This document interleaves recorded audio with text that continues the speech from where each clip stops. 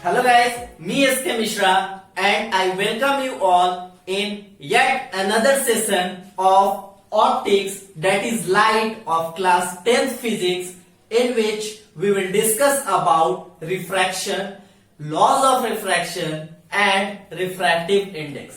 हम रिफ्रैक्शन इससे पहले वाले लेक्चर में बात किए थे। आज के लेक्चर में बात करेंगे जो कि लेक्चर नंबर 8 होगा। इसमें हम डिस्कस करेंगे लॉज ऑफ रिफ्रैक्शन, मतलब कि जब लाइट एक मीडियम से दूसरे मीडियम में ट्रांसफर होती है तो आखिर किस प्रिंसिपल पे बेस्ड है, किस लॉज को ओबे करती है, इस चीज के बारे में डिस्कस करने जा। सो बिफोर स्टार्टिंग और move to our lectures, please ensure that you have subscribed to this channel or you have hit that bell icon also, so that you will be notified for each and every lecture uploading on our channel. ठीक है। और अगर आपने अभी तक हमारे Telegram group को join नहीं किया है, so please go through the link that is provided, और ये लिंक आपके डिस्क्रिप्शन में भी, इस वीडियो के डिस्क्रिप्शन में भी दिया हुआ है। और आप हमारे चैनल के लास्ट पेज पे विजिट कीजिए। जैसे कि चैनल को जब आप स्क्रॉल कीजिएगा, then you will be move on last page that is about our channel. वहां पर एक शॉर्ट बटन टेलीग्राम का दिया हुआ है, आप उस पर क्लिक कीजिए and through which you can be into channel on Telegram, जहां पर हम आपको PDF notes, PDF books IIT JEE NEET से रिलेटेड प्रोवाइड करते रहते हैं। और आप वहां पर हमारे लेक्चर्स जो भी अपलोड होते हैं वहां पर आपको पता लगेगा कि आज कौन सा लेक्चर आया। ठीक है। So you go through the description of this video और ज्वाइन ऑन टेलीग्राम ग्रुप। और अगर आपने अभी तक इस चैप्टर के 7 लेक्चर प्रीवियस नहीं देखे हैं, so please go through the description where all the links of all previous lectures have been given. ठीक है। सो अब हम आज के लेक्चर में प्रोसीड करते हैं। जैसा कि हमने रिफ्लेक्शन में पढ़ा था, रिफ्लेक्शन देखा और वहां पे 2 लॉज देखे थे। ठीक है। रिफ्लेक्शन देखा थे और वहां 2 लॉज देखे थे। सेम उसी तरीके से रिफ्रैक्शन के भी 2 लॉज हैं। आखिर जो रिफ्रैक्शन हो रहा है वो किस चीज पे बेस्ड है, यहां भी 2 लॉज है। So in today lecture we are going to discuss about refraction laws, that is laws of refraction. So our first topic is laws of refraction. Laws of refraction, आखिरकार रिफ्रैक्शन जो है वो किस laws पे based है, किस principal पे based है, किस सिद्धांत पे बेस्ड है, that is we are trying to discuss about. ठीक है। तो हम बात करते हैं क्या, एक ले लेते हैं, ये रहा एक इंटरफेस, एक सरफेस है। एक साइड यहां पे ले लेते हैं मीडियम 1, कोई एक मीडियम है, let's say medium 1 it is, and another यहां पर हमारा मीडियम 2 है। First medium and second medium, let say medium 1 हमारा एयर है और मीडियम 2 जो है दैट इज वाटर। ये 2 मीडियम है हमारे पास। अब क्या हो रहा है, इस सरफेस के परपेंडिकुलर हमने एक ड्रॉ किया, एक परपेंडिकुलर इमेजिनरी लाइन ड्रॉ किया जिसको कि हम बोल रहे हैं normal, that is our normal. अब क्या हो रहा है, light coming from source, light आ रही है और इस सरफेस पे टकराती है, सरफेस पे टकराती है और ये सरफेस जो है वो ट्रांसपेरेंट है। तो क्या होगा कि लाइट दूसरे मीडियम में इन करेगी। लाइट दूसरे मीडियम में जैसी इन करती है तो देखते क्या है कि यहां पर एयर है और एयर के पार्टिकल्स का, एयर का जो डेंसिटी होता है वो कंपैरेटिवली लो होता है वाटर से। सो वाटर का डेंसिटी ज्यादा है। अब लाइट एक मीडियम से दूसरे मीडियम में इन कर रही है तो क्या हो रहा है कि लाइट रेयरर से डेंसर में जा रही है। लाइट जो है वो रेयरर से डेंसर में जा रही है। So this ray of light will bend towards normal. ये क्या होगा, इसको जाना था कुछ इस तरीके से, but it bends towards normal. ये रहा नॉर्मल और इसके साइड नॉर्मल की तरफ लाइट की जो रेज है वो अपने ओरिजिनल पाथ को छोड़ करके मुड़ जाती है। एंड दैट रे इज नथिंग बट रिफ्रैक्टेड रे। इसी को हम क्या बोलते हैं? रिफ्रैक्टेड रे। और इसको हम बोल रहे हैं incident ray. Incident ray, this is our incident ray and this is refracted ray. ठीक है, अब क्या हो रहा है, यहां देखिए नॉर्मल और इंसिडेंट रे के बीच का जो एंगल होता है that is I, angle of incidence. And this is reflection के केस में यहां जो एक एंगल बनता था that is angle of reflection. यहां क्या देख रहे हैं कि नॉर्मल और रिफ्रैक्टेड रे के बीच एक एंगल बनता है that is a small R से ही दिखाते हैं, but this is angle of refraction, angle of refraction.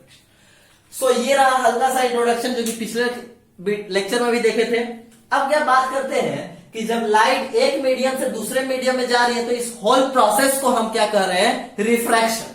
Whole process को क्या कह रहे हैं? रिफ्रैक्शन। और ये रिफ्रैक्शन जब होता है तो कुछ लॉज फॉलो होते हैं, कुछ रूल्स फॉलो होते हैं, जिसको हम बोलते हैं laws of refraction. Laws of refraction. So first law क्या करता है? First law is just similar to very first law of reflection. Laws of reflection जो कि हमने मिरर के केस में देखा था उससे एकदम मिलता जुलता है हमारा फर्स्ट लॉ ऑफ रिफ्लेक्शन, जो कि कहता है कि incident ray, normal and refracted रे, ये तीनों का तीनों क्या है? देखिए इंसिडेंट यहां आया और रिफ्रैक्टेड भी यहीं से निकल रहा है, दैट इज इंसिडेंट, नॉर्मल और रिफ्रैक्टेड तीनों का तीनों एक ही सरफेस पे, एक ही पॉइंट पे है। और यही हमारा लॉज ऑफ रिफ्लेक्शन में भी था। इंसिडेंट, नॉर्मल और रिफ्लेक्टेड रे तीनों का तीनों एक ही प्लेन पे था। तो दोनों का जो फर्स्ट लॉ है लॉज ऑफ रिफ्लेक्शन का और लॉज ऑफ रिफ्रैक्शन का, दोनों सेम है। So we can say that कि incident ray, normal and refracted ray all lies on same plane at point of incidence. At point of incidence. This point is nothing but point of incidence. और incident ray, normal और refracted रे तीनों का तीनों क्या करता है? एक ही सरफेस से एक ही पॉइंट पे लाई करता है। ठीक है, अब नेक्स्ट हम बात करते हैं। आई होप कि आप क्लास 10th में ट्रिग्नोमेट्री चैप्टर मैथ्स में पढ़े हो। मैथ्स में आप ट्रिग्नोमेट्री पढ़े होगे तो वहां आपको कॉन्सेप्ट दिया हो गया साइन, कॉस और टैन का। ठीक है, टी रेशियोज का। सो यहां पर हम एक कॉन्सेप्ट सबसे पहले यूज करने जा रहे हैं साइन का। साइन का कॉन्सेप्ट हम यूज करेंगे, एक साइन आपके एंगल का, साइन थीटा का कॉन्सेप्ट हम यूज करने जा रहे हैं। सेकेंड लॉ क्या कहता है कि देखिए यहां कुछ ही एंगल बन रहा है जिसको हम लोग एंगल ऑफ इंसिडेंस बोल रहे हैं। क्या बोल रहे हैं? Angle of incidence. Let's say ये एंगल जो है 30 डिग्री है। क्या है? 30 डिग्री। तो इसको ट्रिग्नोमेट्री के फॉर्म में अगर लिखें तो क्या बोल सकते हैं? साइन 30। क्या है? साइन 30। और साइन 30 का वैल्यू आई होप कि आप लोगों को पता हो 1/2 होता है। ठीक है, तो इस तरीके का एक ट्रिग्नोमेट्री का कॉन्सेप्ट हम यहां पे यूज करने जा रहे हैं सेकेंड लॉ के लिए। क्या कहता है कि the angle form between incident ray and normal that is angle of incidence, और नॉर्मल और रिफ्रैक्टेड के बीच में बन रहा एंगल ऑफ रिफ्रैक्शन, इन दोनों का साइन का रेशियो दैट इज, अगर ये 30 डिग्री है तो 30 का नहीं, अगर ये 30 है और ये लेट से 20 डिग्री है, क्योंकि इस केस में रिफ्रैक्शन के केस में एंगल ऑफ इंसिडेंस और एंगल ऑफ रिफ्रैक्शन इक्वल नहीं होते। क्यों नहीं होते? क्योंकि नॉर्मल ये है, इंसिडेंट ये रहा, बट ये लाइट क्या हो रहा है? इधर झुक रहा है, that is bending towards normal. तो ऑब्वियस सी बात है ये एंगल छोटा होगा इस केस में। तो क्या बोल रहे हैं कि इन दोनों के एंगल का रेशियो नहीं, इन दोनों के एंगल के साइन का रेशियो दैट इज, मान लेते हैं ये 30 है तो साइन 30 और ये 20 है तो साइन 20। इन दोनों का जो रेशियो होता है हमें एक कांस्टेंट देता है। क्या देता है? Constant number.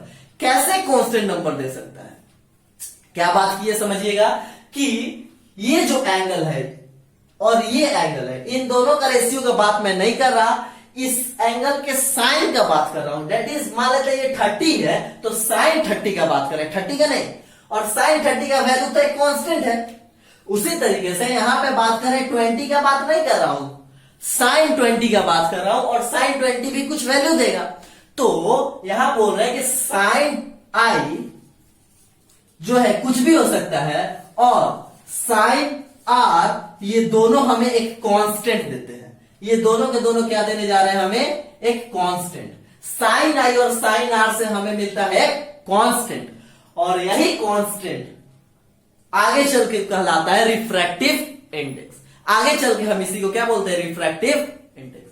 सो हमारा जो सेकेंड लॉ है वो कहता है कि sine of angle of incidence to the sine of angle of refraction, क्या बोले, the ratio of sine of angle of incidence to the sine of angle of refraction is constant and this is second law of refraction.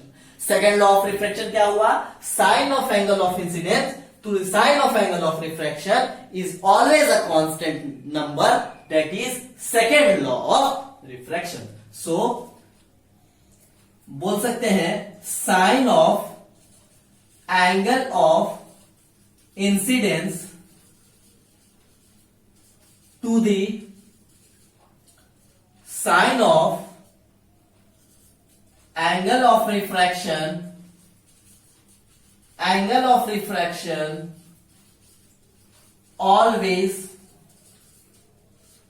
gives a constant, that is sin I upon sin R is equals to constant। ठीक है, और इसी sign आई और sign are का ये जो constant है इसको हम कई बार एन से और कई बार म्यू से दिखाते हैं। ठीक है, sine I by sine R जो कांस्टेंट है दैट इज एन और म्यू, और ये जो कांस्टेंट है this is nothing but refractive index. This is nothing but refractive index. ये क्या है, रिफ्रैक्टिव इंडेक्स। सो क्या बोले कि लॉज ऑफ रिफ्रैक्शन में incident ray, normal and refracted ray all lies on same plane at a same point, that is point of incidence. Second, the ratio of sine of angle of incidence to the sine of angle of refraction is constant and which is known as refractive index. क्या बोले, sine of angle of incidence to the sine of angle of refraction always bears a constant digit, constant number, and this constant is nothing but refractive index. So this is all about laws of refraction. अब आप यहां तक note कीजिए, इसके आगे हम बात करेंगे रिफ्रैक्टिव इंडेक्स की। So please note it down. So now we will discuss about the next topic of our today's lecture, that is refractive index. अब बात करते हैं क्या रिफ्रैक्टिव इंडेक्स की। So refractive index, what is refractive index? Refractive index है क्या? अभी आपने थोड़ी देर पहले देखा, क्या देखा कि sine of angle of incidence, sine of angle of incidence to the sine of angle of refraction is constant. वो क्या है, एक कांस्टेंट है। Sine of angle of incidence और sine of angle of refraction एक कांस्टेंट देता है, and this constant is nothing but refractive index. उसे कांस्टेंट को हम बोलते हैं refractive index. So what basically the refractive index is, आखिर है क्या? तो देखिए, रिफ्रैक्टिव इंडेक्स को हम बोल सकते हैं it is a nature of medium, nature of material medium. ठीक है, इसको हम बोल सकते हैं nature of material medium. Refractive index को हम सबसे पहले बात करें तो बोल सकते हैं it is a nature of material medium, मतलब किसी भी मटेरियल मीडियम जिसके थ्रू लाइट पास हो रहा है उसका ये नेचर है। ठीक है, दैट मीन्स यहां से बात कुछ समझ में आ रहा है कि लाइट कभी हो सकता है सॉलिड से पास करे, कभी हो सकता है लिक्विड से पास करे और कभी हो सकता है गैस से पास करे। तो क्या हर चीज का सॉलिड, लिक्विड और गैस तीनों का नेचर सेम होता है? नहीं। तो कहने का मतलब यहां पे बोल रहे हैं नेचर ऑफ मटेरियल मीडियम, इसका मतलब कि लाइट जिस मटेरियल मीडियम से जा रहा है उन सभी का नेचर का बात कर रहे हैं। तो ये क्या शो करता है? This shows us that refractive index varies from one material to another material। मतलब एक मटेरियल का रिफ्रैक्टिव इंडेक्स कुछ और हो सकता है और किसी दूसरे का रिफ्रैक्टिव इंडेक्स कुछ और हो सकता है। This tells us about that particular thing. अब बात करते हैं इसके अलावा कि रिफ्रैक्टिव इंडेक्स जो है ये क्या है? तो ये भी एक रेशियो है। क्या है? रेशियो। क्योंकि हम क्या बोले कि ये एक कांस्टेंट है और कोई यूनिट नहीं होता, तो ये एक रेशियो है। कैसा रेशियो? तो दिस इज अ रेशियो। किस तरीके का? यूनिटलेस। इसको हम बोल सकते हैं यूनिटलेस क्वांटिटी। एक क्वांटिटी है जिसका कोई यूनिट नहीं है, बिकॉज यहां बोल रहे साइन आई, मतलब साइन किसी एंगल का वैल्यू अपॉन किसी दूसरे एंगल का वैल्यू, दो वैल्यू जब आपस में कट हो रहा है सेम चीज, तो कोई हम लोगों को यूनिट नहीं मिलेगा। दैट इज बोल सकते हैं एक रेशियो। और कैसा? तो यूनिटलेस क्वांटिटी है। ये रिफ्रैक्टिव इंडेक्स मेजर होता है, सारे मटेरियल का रिफ्रैक्टिव इंडेक्स हम लोग मेजर कर सकते हैं। तो ये फिजिकल क्वांटिटी हुआ। चूंकि ये सेम चीज का रेशियो है तो इसके पास कोई यूनिट नहीं होता। ठीक है, अब आते हैं आखिरकार इसको डिफाइन कैसे करें, आखिर फील कैसे है? तो देखिए रिफ्रैक्टिव इंडेक्स क्या है? Refractive index is the ratio of speed of light in one medium to the speed of light in another medium। ये क्या है? रिफ्रैक्टिव इंडेक्स दो मीडियम में लाइट की स्पीड का रेशियो है। दैट इज हम लोग बोल सकते हैं refractive index is equals to speed of light in medium one upon speed of light in medium two. दो मीडियम में स्पीड ऑफ लाइट का क्या है? रेशियो। तो देखिए इसका कुछ स्पीड है, तो स्पीड है तो कुछ यूनिट होगा मीटर पर सेकेंड।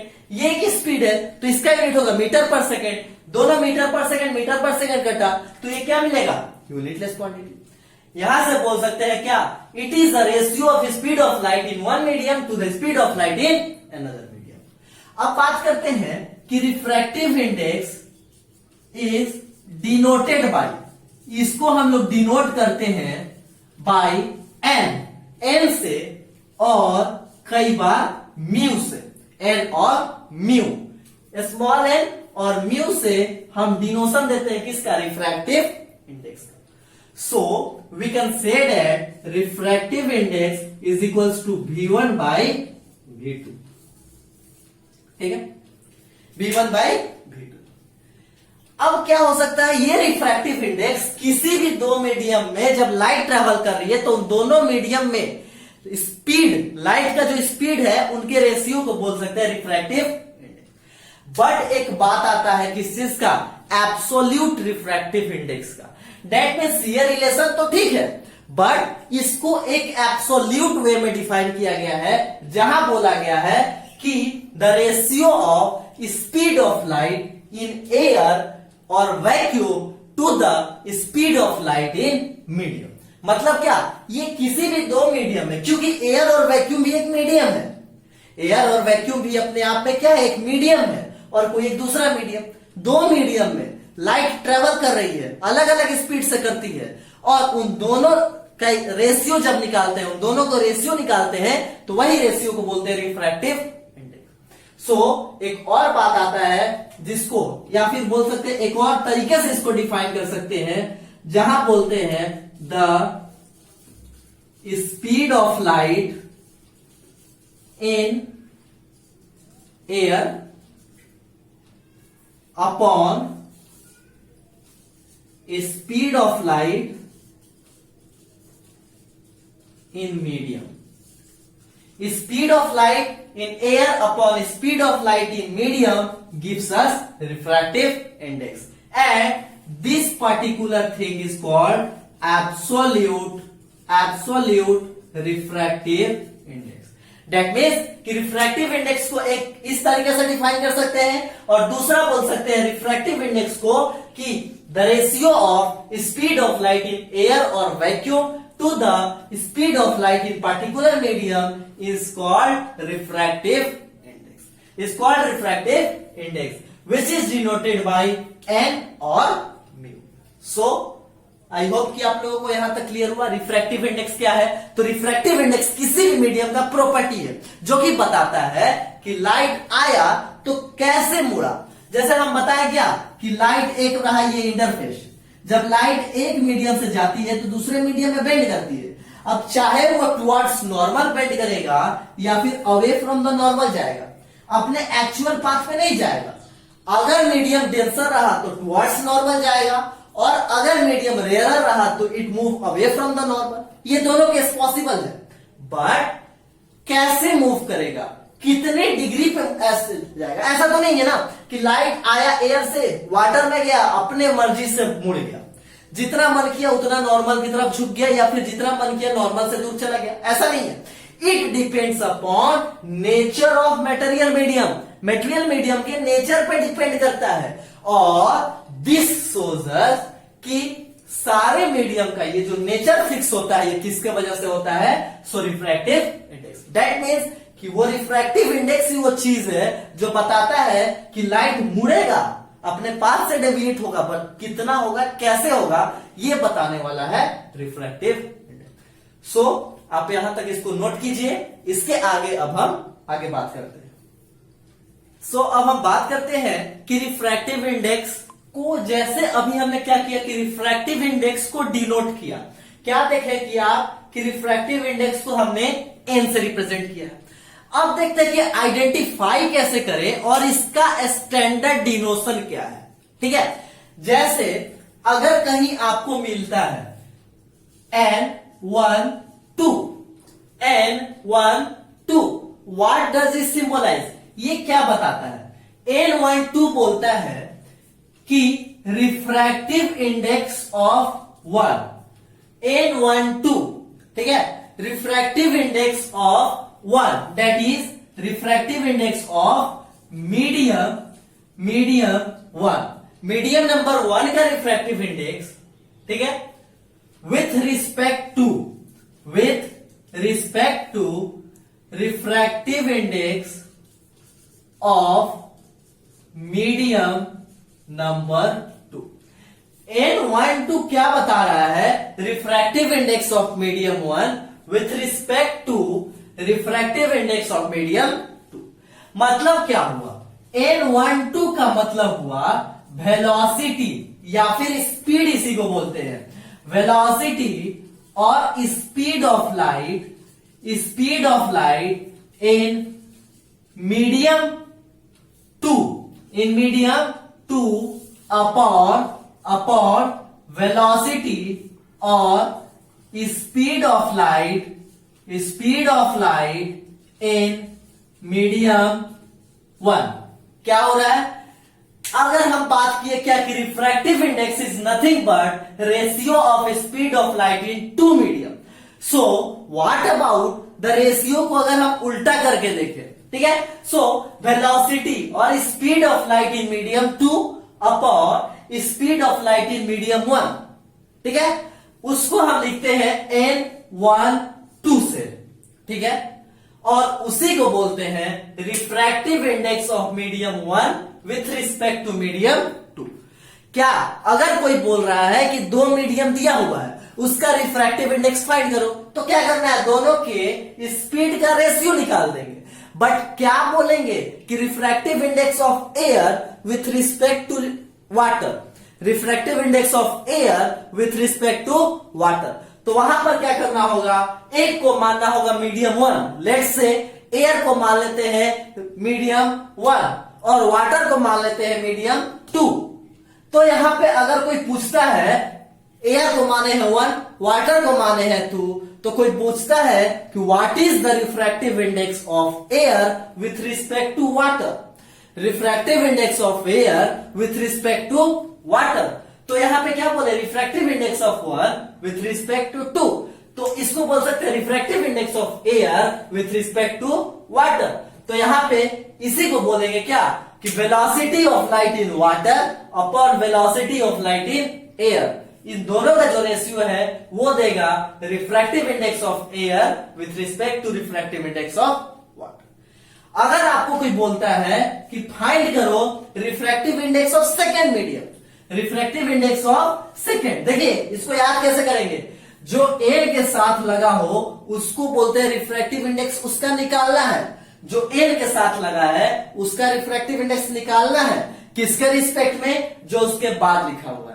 सो अगर कोई बोलता है कि सेकेंड मीडियम का रिफ्रैक्टिव इंडेक्स निकालो विथ रिस्पेक्ट टू 1, तो पहले जो लिखा हुआ है उसका निकालना है और जिसके रिस्पेक्ट में निकालना है। जैसे बोलते हैं ना डेंसिटी, डेंसिटी बोलते हैं मास डेंसिटी, डेंसिटी क्या है, मास अपॉन वॉल्यूम। उसी तरीके से बोलते हैं रिलेटिव डेंसिटी, रिलेटिव डेंसिटी क्या बोलता है, density of substance to the density of water. मतलब किसी सब्सटेंस का डेंसिटी और वाटर के डेंसिटी का जो रेशियो निकालते हैं देता है रिलेटिव डेंसिटी। सेम ये भी रिफ्रैक्टिव इंडेक्स का कॉन्सेप्ट है, refractive index of second medium with respect to first medium. तो इसको क्या बोलेंगे, refractive index of medium 2 with respect to medium 1। मतलब क्या हुआ, मीडियम 2 का रिफ्रैक्टिव इंडेक्स 1 के रिस्पेक्ट में, दैट इज n21। इसी को बोलते हैं, n21 को ही बोलते हैं velocity of light, velocity of light in medium 1, medium 1 with respect to velocity of light in medium 2, in medium 2। क्या हुआ, n21, n21 क्या शो कर रहा है, refractive index of 2 with respect to 1। इसका रेशियो उल्टा हो जाएगा, velocity of light in medium 1 upon velocity of light in medium 2, that's it. ठीक है, तो इस तरीके से हम लोग क्या करते हैं, रिफ्रैक्टिव इंडेक्स को डिनोट करते हैं। ठीक है, अब रिफ्रैक्टिव इंडेक्स अब क्या है कि हो सकता है कई बार हमने क्या देखा कि जैसे ये एक इंटरफेस है, ये रहा नॉर्मल, लाइट इस तरीके से आया और अगर लाइट नॉर्मल की तरफ झुका, लाइट अगर नॉर्मल की तरफ चला गया, दैट मीन्स क्या कि ये क्या है, हायर डेंसिटी वाला है, ये क्या है, रेयरर है और ये क्या है, डेंसर। बट एक केस लेते हैं जहां पर लाइट आया और इसको जाना चाहिए था ऐसे, but it moves away from the normal. तो ये क्या शो कर रहा है कि ये जो है रेयरर हो गया और ये क्या हो गया, डेंसर हो गया, है ना। मतलब कि लाइट अगर नॉर्मल की तरफ गया तो डेंसर मीडियम है और लाइट अगर नॉर्मल से दूर जा रहा है दैट मीन्स की रेयरर मीडियम है। तो कई बार एक्सपेरिमेंटली देखा गया कि कुछ सब्सटेंस जिनका डेंसिटी हाई होता है, जिनका डेंसिटी हाई होता है, बट फिर भी लाइट नॉर्मल से दूर जाता है। क्या बोले, पकड़िएगा कि अभी क्या बोले कि वैसा मीडियम जिसका डेंसिटी हाई रहेगा तो लाइट नॉर्मल की तरफ झुकेगा। अगर हाई डेंसिटी मतलब डेंसर, डेंसर में क्या होता है, लाइट नॉर्मल की तरफ जाता है और रेयरर में क्या होता है, लाइट नॉर्मल से अवे जाता है। बट एक्सपेरिमेंटली कुछ मीडियम में देखा गया कि मीडियम डेंसर होने के बावजूद भी लाइट को नॉर्मल से दूर ले जा रहा है, लाइट को क्या कर रहा है, नॉर्मल से दूर ले जा रहा है। तो इसका कहने का मतलब क्या हुआ, इसका कहने का मतलब ये हुआ कि जो लाइट है वो कुछ और भी प्रॉपर्टीज मीडियम का शो कर रहा है। दैट मीन्स क्या बोलना चाह रहे हैं, देखिए कि लाइट डेंसर में तो नॉर्मल की तरफ जाता है, रेयरर में नॉर्मल से दूर जाता है, बट कुछ केस में देखा गया कि मीडियम के डेंसर होने के बावजूद भी light away from the normal जा रहा है। ये ऐसा क्यों होता है, ऐसा इसलिए क्योंकि कई बार ऑप्टिकली ऑप्टिकली डेंसर मीडियम जो होता है वो रिफ्रैक्टिव इंडेक्स पे डिपेंड करता है। क्या कि मीडियम जो है वो रेयरर है कि डेंसर, ये कई बार उसके मास डेंसिटी पे तो डिपेंड करता है कि जिसके पार्टिकल पास पास में है वो हुआ डेंसर, जिसके पार्टिकल्स बहुत दूर है जैसे एयर के तो वो हो गया रेयर। बट कुछ केस में वो डिपेंड करता है रिफ्रैक्टिव इंडेक्स पे। जिसका रिफ्रैक्टिव इंडेक्स ज्यादा, दैट मीन्स कि वो क्या करेगा, ज्यादा बेंड करवाएगा, और जिसका रिफ्रैक्टिव इंडेक्स कम वो क्या करेगा, कम बेंड करवाएगा। तो कहने का मतलब फॉर एग्जांपल लेते हैं केरोसिन और वाटर। जब पानी में केरोसिन को डालते हैं तो क्या देखते हैं कि केरोसिन उसके ऊपर है, पानी के ऊपर ऊपर। हम लोग जानते हैं सब कि जो भी ऑयल्स और पेट्रोलियम प्रोडक्ट होते हैं वो पानी से हल्के होते हैं, जब पानी में उसको डालिए तो ऊपर वो तैरते हैं, ठीक है। तो यहां पे क्या होना चाहिए कि जब लाइट वाटर से केरोसिन में आए, मतलब क्या, एक मीडियम को वाटर ले ले, दूसरे मीडियम को केरोसिन, तो केरोसिन का डेंसिटी कम है इसीलिए वो वाटर पे फ्लोट कर रहा है। तो क्या होना चाहिए कि जो लाइट है वाटर से जब केरोसिन में आए तो अवे फ्रॉम द नॉर्मल जाना चाहिए, होना चाहिए ना, क्योंकि उसका डेंसिटी पानी से कम है तो वो पानी के रिस्पेक्ट में रेयरर हो गया। बट एक्सपेरिमेंटली ये ऑब्जर्व किया गया कि जब लाइट वाटर से केरोसिन में आता है तो टुवर्ड्स नॉर्मल चला जाता है, टुवर्ड्स नॉर्मल चला जाता है। तो ये क्या बोला, ये बताता है कि जो हमारा रिफ्रैक्टिव इंडेक्स है ये भी तय करता है कि रिफ्रैक्टिव इंडेक्स भी तय करता है कि जो हमारा लाइट है वो नॉर्मल की तरफ जाएगा और ये नॉर्मल से दूर जाएगा, ठीक है। जैसे यहां आप लोगों को कुछ चार्ट्स दिखाई दे रहे होंगे जिसपे दिखाया गया है क्या, refractive index of air, refractive index of water, refractive index of kerosene, petrol, diesel. इस तरीके से क्या है कि अलग अलग सब्सटेंस के रिफ्रैक्टिव इंडेक्स अलग अलग पाए जाते हैं। अलग अलग सब्सटेंस के जो रिफ्रैक्टिव इंडेक्स होते हैं वो क्या होते हैं, अलग अलग होते हैं, ठीक है। सो इस तरीके से हम लोग क्या बोल सकते हैं कि लाइट का किस तरीके से मुड़ेगा, लाइट जो है किस तरीके से मुड़ेगा, टुवर्ड्स नॉर्मल जाएगा या अवे फ्रॉम द नॉर्मल जाएगा, ये उसके मास डेंसिटी, मटेरियल के मास डेंसिटी के अलावा एक और चीज पे डिपेंड करती है, और वो जो चीज है दैट इज रिफ्रैक्टिव। सो ये रहा रिफ्रैक्टिव इंडेक्स का कॉन्सेप्ट, जो कि बताता है क्या, मटेरियल का नेचर, मतलब मटेरियल कैसा है ये शो करता है रिफ्रैक्टिव इंडेक्स, ठीक है। सो आज के लिए इतना ही। अब आज का लेक्चर यहीं पे हम वाइंड करते हैं, मिलेंगे अगले लेक्चर में रिफ्रैक्शन से रिलेटेड कुछ और कॉन्सेप्ट के साथ, जहां हम लोग बात करेंगे रिफ्रैक्शन ग्लास स्लैब से कैसे होता है, ठीक है, और आगे लेंस के विषय में पढ़ेंगे। तब तक पढ़ते रहिए।